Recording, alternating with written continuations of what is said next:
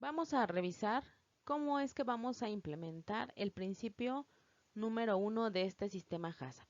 El principio número 1 se denomina o trata de la realización del análisis de peligros de tal manera que se identifiquen las medidas preventivas de acuerdo al peligro identificado. Como podemos recordar, son 7 los principios. El primero, que es el que se va a abordar en este video, es realizar un análisis de peligros e identificar las medidas preventivas respectivas. Posteriormente vamos a determinar los puntos críticos de control. Vamos a establecer los límites críticos, establecer un sistema de control para el monitoreo de dichos puntos críticos. Vamos a ver cómo vamos a establecer las acciones correctivas correspondientes para los puntos críticos identificados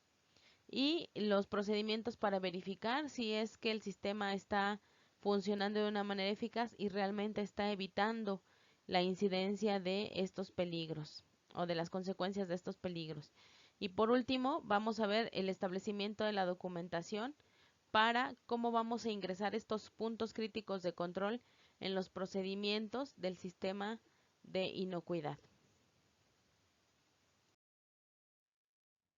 Para aplicar el sistema HACCP es muy importante que tengamos en mente una secuencia lógica que establece la misma NOM e inicia con la descripción del producto, cosa que en teoría ya tenemos. Recuerden que deberíamos de tener una descripción de todos los productos que se fabrican en las condiciones que abarcan el sistema HACCP. Posteriormente vamos a determinar la aplicación del sistema, la verificación en sitio del diagrama de flujo. Vamos a identificar y enumerar todos los riesgos posibles, los peligros posibles,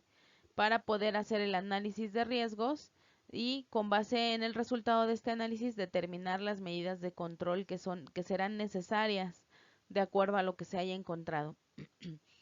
Una vez que se hayan determinado estas medidas, vamos a establecer los límites críticos para cada punto crítico de control. Vamos a determinar entonces específicamente cada punto crítico de control para que sea monitoreado o vigilado a través del sistema de vigilancia que vamos a establecer en la siguiente etapa y posteriormente el establecimiento de las medidas, de las acciones correctivas o medidas rectificadoras, como lo dice la norma, para las desviaciones encontradas. Posteriormente se va a tratar de documentar todo en los procedimientos de tal manera que se estandarice en el sistema y entonces se tenga un sistema de registro y documentación apropiado para poder gestionar adecuadamente este sistema HACCP. Por lo tanto, entonces, para poder realizar el análisis de peligros y poder identificar cada acción correctiva o preventiva que vamos a establecer,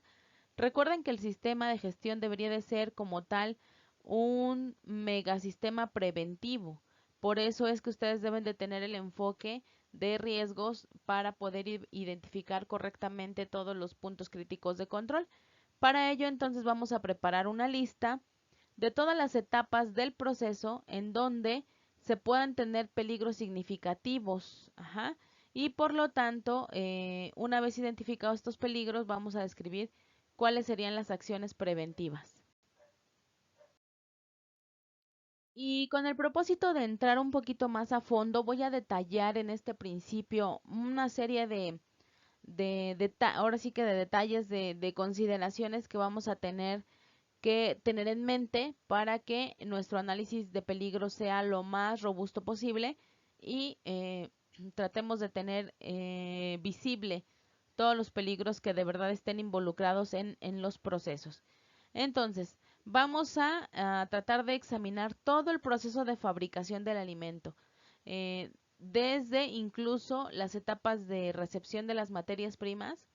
las etapas de producción y hasta las etapas del uso que se le va a dar al alimento, dependiendo de si mi alimento se va a vender en un punto de venta, se va a servir en un restaurante, en un punto de consumo, en fin, todo eso es lo que ustedes van a tener que considerar para ver si los riesgos potenciales que se tienen, en qué características se encuentran en cada etapa y puedan entonces tomar las mejores acciones. En este caso, es importante que tengamos en mente todos los peligros que podrían interferir o afectar a nuestro producto. Como también ya lo habíamos hablado, es también importante considerar las materias primas y los ingredientes que componen a nuestro producto, tanto la clase y duración del almacenaje también, cómo lo vamos a distribuir, el uso esperado del producto final por el consumidor. Es muy importante que se tenga una proyección sobre los posibles riesgos que pudieran estar aun cuando el consumidor ya tenga el producto en sus manos. Una vez listados todos los peligros, deben de ser seleccionados en función del nivel de prioridad o en función de la frecuencia y posibilidad de ocurrencia y de acuerdo a los riesgos que representen al consumidor. Es muy importante que para poder seleccionar este tipo de peligros podamos consultar datos científicos, ocurrencias de enfermedades humanas, de acuerdo a la información eh, reportada a nivel local o a nivel mundial, etcétera, por el consumo de dicho alimento. Y bien, la frecuencia de aislamiento del agente en materias primas o en productos acabados, incluso si es que se han registrado quejas por parte de los consumidores al respecto de cierto agente en materias primas o cierto alimento. Y bueno, pues lo que se recomienda es que primero se evalúen los peligros que pudieran estar presentes en las materias primas, en cualquier aditivo o en cualquier ingrediente que se va a agregar al alimento, de tal manera que podamos evaluar previamente la posibilidad de contaminación con ciertos peligros antes de la etapa de producción o bien durante la etapa de producción y finalmente evaluar si los peligros podrían ocurrir durante el proceso de producción o en el proceso de almacenamiento o bien durante el uso o el consumo del alimento por parte del comensal o del consumidor. Este peligro puede ser el crecimiento de bacterias, por ejemplo, alguna formación de sustancias o bien alguna otra reacción química como parte de la naturaleza del alimento. Y una vez que hicimos la lista de los posibles peligros o que se hizo el análisis de peligros, lo que tendríamos que hacer es la evaluación de los riesgos, de tal manera que se pueda estimar el nivel de prioridad de riesgo o la ocurrencia probable de los peligros que pueden representar un daño a la salud y también considerar la gravedad del efecto que pudiera estar causando este peligro, lo que nos va a permitir identificar aquellos peligros que tengan mayor impacto en el comensal o en el consumidor. En el sistema HACCP es necesario diferenciar el significado de peligros biológicos, químicos y físicos. Vamos a revisar cada uno de ellos. Los peligros físicos pueden ser, por ejemplo, algún pedazo de metal, vidrio o cualquier otro cuerpo extraño presente, ya sea en las materias primas, en los materiales de fabricación, durante el proceso o bien ya en el producto terminado. La evaluación de los peligros químicos y biológicos exige normalmente un conocimiento específico de ciertas enfermedades humanas causadas por ciertos peligros presentes en los alimentos. Los peligros que estemos identificando pueden ser de una cierta naturaleza que se pueda prevenir, eliminar o reducir el peligro a ciertos niveles aceptables, de tal manera que se pueda tener ciertas medidas preventivas durante la producción de los alimentos y por lo tanto se logre la inocuidad de estos. Los peligros que no son muy graves y que tuvieran poca probabilidad de ocurrir, es posible que no se tengan que abordar mediante un sistema HACCP, pero tendrían que tomar acciones preventivas de tal manera que se aborden a través de las buenas prácticas de manufactura de los alimentos. Por lo tanto, no es que no los vamos a atender, es que no requieren una gestión como tal a través del sistema HACCP,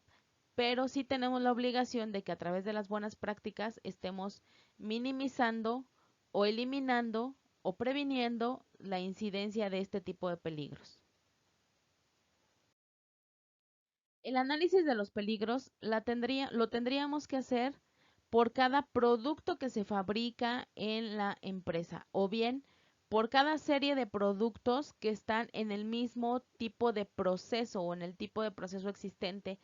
dentro de lo que realiza la organización. Aquí recuerden que no lo tenemos que hacer un poco más sencillo, podemos agrupar ciertos productos que pasan por el mismo proceso,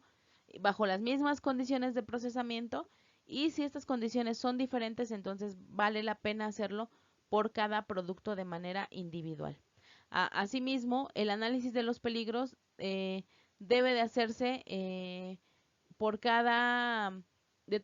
por cada tipo de proceso, de tal manera que se revise y se tenga presente siempre que ocurre alguna alteración, ya sea en los materiales, materias primas, en la formulación del producto, ya sea durante su preparación o durante su almacenamiento y embalaje, empaque, o bien durante la distribución de este, o bien ya cuando llega a manos del consumidor y este tiene que hacerle cierto tratamiento o cierto uso antes de comerlo. Es muy importante entonces que todas estas consideraciones se tengan en mente. ¿Para qué? Para que el análisis de peligro se pueda hacer de una manera correcta y cubra todas las características del producto que se va a ofrecer a nuestro consumidor. Muy bien, para poder aplicar de una manera más sencilla el procedimiento de análisis de peligros, normalmente se ha aplicado en una secuencia lógica de 5 etapas, ¿no? Esto nos va a poder ayudar a que no vayamos a olvidar alguna parte importante u omitamos algún aspecto relevante para la naturaleza del procesamiento del producto. Y si es que cumplimos estas 5 etapas, el equipo HACCP tendrá una lista muy extensa de aquellos peligros que pueden ser significativos para la inocuidad de los alimentos. Entonces, vamos a ver cuáles son estas 5 etapas. El primer paso es revisar el material que se recibe y que va a ser utilizado para la preparación de los alimentos. En este caso, hay que revisar la información de la descripción del producto para poder determinar de qué manera va a influir y cuál va a ser su interpretación durante el análisis de cada una de las etapas del proceso de manufactura del alimento. Por ejemplo, si un producto está listo para ser consumido, no debe de contener ningún patógeno en ninguna cantidad que pudiera ser dañina para el consumidor. Por otro lado, si el resultado final no está listo para que sea consumido, puede que se le permita la presencia de cierta cantidad de microorganismos mientras exista una etapa adicional como la cocción en casa o alguna preparación adicional que permita eliminar o reducir la cantidad de microorganismos a un nivel aceptable y por lo tanto se mantenga inocuo. El segundo paso es evaluar los peligros en cada etapa de la operación del procesamiento de los alimentos, con el objetivo de identificar los peligros que están verdaderamente relacionados con cada etapa de la operación y con el flujo del producto durante esta operación, así como analizar el patrón de movimientos de los operarios y determinar la manera en que influyen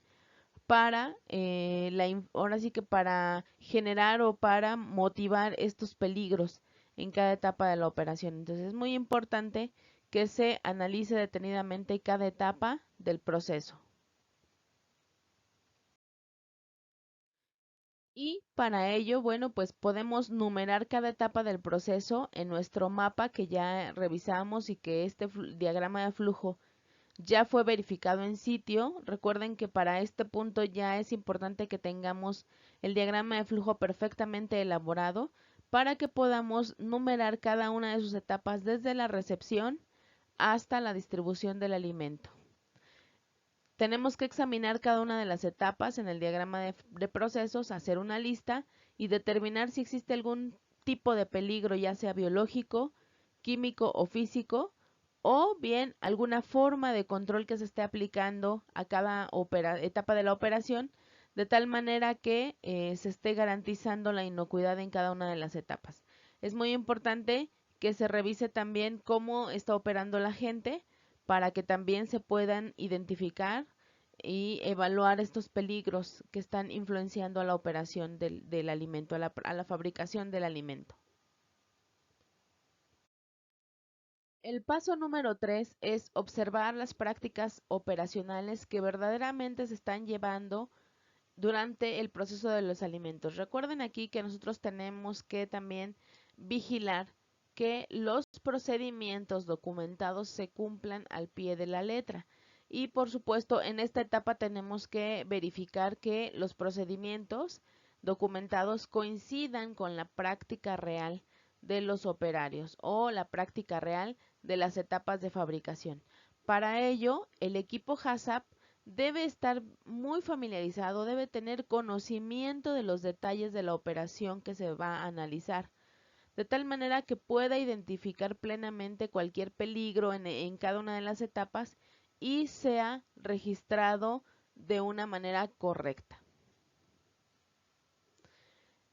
El equipo HACCP puede observar la operación durante el tiempo que considere necesario, con el propósito de que verdaderamente se cerciore si el proceso documentado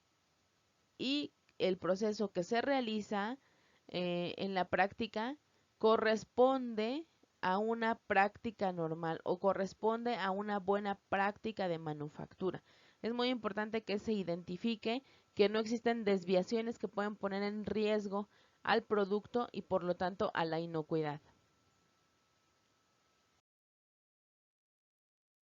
En el paso número 4 puede que sea necesario realizar algunas mediciones desde ciertos parámetros, de tal manera que podamos confirmar las condiciones en las que se encuentra el alimento durante la operación. Y antes de medir, es muy importante que la gente se asegure que estas medidas van a ser realizadas con instrumentos precisos, es decir, que estén calibrados estos instrumentos, que se tenga a la mano el informe de calibración, que la gente conozca el error de medida reportado en estos instrumentos para que puedan aplicar el factor de corrección y entonces la medida sea tomada de una manera correcta. Para realizar estas mediciones hay que tomar las consideraciones del producto o del tipo de proceso o de la condición del proceso que se tenga en el momento y sobre todo si es una condición que pueda representar un punto crítico de control. Por ejemplo, vamos a suponer que se va a medir la temperatura de un producto y entonces hay que considerar que el procesamiento es con calor y que incluye operaciones de enfriamiento. Para ello entonces vamos a tener que medir el punto más frío del producto para poder considerar las condiciones en esa situación y al evaluar el proceso de calentamiento hay que medir el punto más caliente para poder tener en cuenta, digamos, las condiciones del producto en ambos casos, ¿no? Entonces, es muy importante que quien va a realizar estas mediciones también lo haga de una manera estandarizada, que tenga el mayor conocimiento sobre la naturaleza del alimento, de tal manera que pueda tener un criterio para este tipo de mediciones. Por ejemplo, hay que medir, posiblemente haya que medir el tiempo de cocción, la temperatura de cocción, por ejemplo, en procesos de pasteurización, el enfriamiento de latas, el almacenaje del alimento, si es que a lo mejor hay un proceso de descongelamiento en, en cuestión, o si hay una reconstitución del alimento. A lo mejor también hay que medir la dimensión de los recipientes utilizados para conservar los alimentos en proceso de enfriamiento y la profundidad de la masa que se va a contener en ese recipiente. La medición de la presión, por ejemplo, cuando se cierra el recipiente, cuál es la temperatura inicial, cualquier otro factor crítico que se tenga en ese proceso para garantizar que se esté haciendo de una manera correcta y que no se van a infiltrar o a generar microorganismos por una baja presión o por un mal cerrado. Por ejemplo, también se puede medir el pH del producto. El quinto paso es analizar los resultados de estas mediciones realizadas. Y aquí lo más importante es que se realice por una persona calificada, es decir, una persona que tenga conocimiento científico apropiado para poder interpretar correctamente los resultados de las mediciones realizadas. Por ejemplo, para quien tenga que registrar ciertas mediciones utilizando a lo mejor algún programa en una computadora o bien registrado algo en un papel milimétrico que actualmente pues ya no se utiliza, sin embargo todavía podría haber esa actividad. Bueno, pues es importante que la gente conozca el manejo del paquete o el manejo e interpretación del papel milimétrico. Es importante que también al interpretar los datos, por ejemplo, en temperaturas de desarrollo de microorganismos, sepa cuál es la naturaleza o cuál es la condición en la cual se pueden multiplicar los microorganismos y pueda determinar si existió esa variación y por lo tanto representa un riesgo para el alimento. También es importante, por ejemplo, para estimar y evaluar los valores probables de enfriamiento y comparar las temperaturas medidas con cierta variación que pueda representar el crecimiento de bacterias patógenas, ¿no? Determinar también si se utilizan tapas en los recipientes para enfriar y si estos pueden retardar el enfriamiento o puede evitar la contaminación cruzada en los alimentos. También, por ejemplo, la persona que analice estas mediciones debe tener la capacidad de verificar si los recipientes se apilan de tal manera que represente un riesgo al tiempo de enfriamiento o al tiempo de calentamiento. Eh, También puede, a lo mejor, que al comparar los valores de pH eh, para los intervalos de los patógenos se pueden multiplicar o verdaderamente son eliminados. En fin, la persona que analiza tiene que tener capacidad de analizar a detalle, de que nada se le vaya por falta de conocimiento de la naturaleza del producto, por falta de la función de algún parámetro, etcétera. Y finalmente tiene que tener la capacidad de evaluar la estabilidad del producto en las condiciones en las que se está fabricando. Muy bien, una vez que ya cubrimos estas 5 etapas, vamos a hacer el análisis de los peligros que ya se identificaron. Hasta aquí hemos identificado los peligros. Vamos a hacer con qué metodología podemos analizar los riesgos o más bien los peligros y poder determinar cuál es aquel que tiene mayor prioridad para determinar o tomar acciones para evitar o minimizar el impacto en el producto, ¿de acuerdo? Entonces, vamos al siguiente video donde vamos a ver el análisis de estos peligros.